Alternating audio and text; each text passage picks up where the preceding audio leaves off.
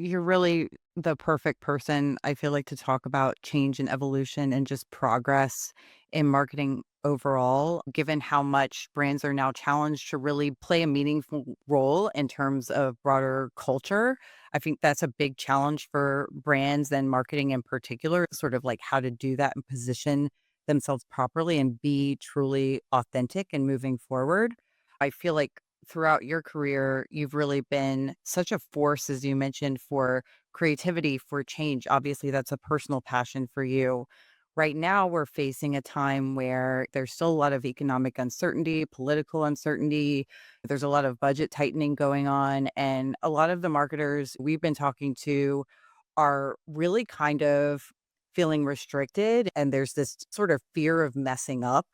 But it almost seems like now creative risk taking and really being bold in the right ways is more important than ever. So, what's your advice for marketers who are facing that kind of fear and uncertainty when it comes to risk taking today? Yeah, I'm glad you asked that. It's very top of mind. I meet with CMOs, CEOs across the globe at, again, mid-market companies to the major brands, and even talk to small business owners about how they can evolve their marketing practices.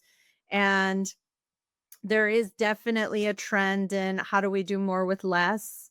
There's a trend in what is the true role of the CMO.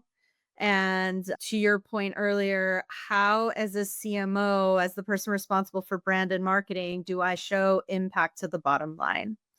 And I would say there are a few things that I even practice in my role. One is building really strong relationships with cross functional stakeholders.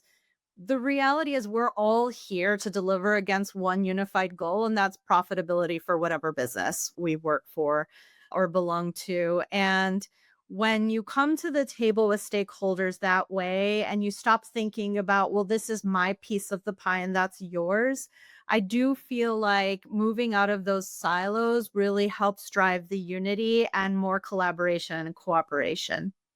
So, to bring that to life more specifically for brands, one of their biggest challenges is actually practicing real time marketing. It's something we've been talking about for decades, but not something anyone has done really well because of our internal operational kind of processes. There's procurement, there are legal, and we're used to being very comfortable with what we're putting out in the market. And what the community is asking us for now is more realness, more authenticity, more real time reaction to the conversations that are being had. And that's requiring brands to build different types of relationships with their legal partners.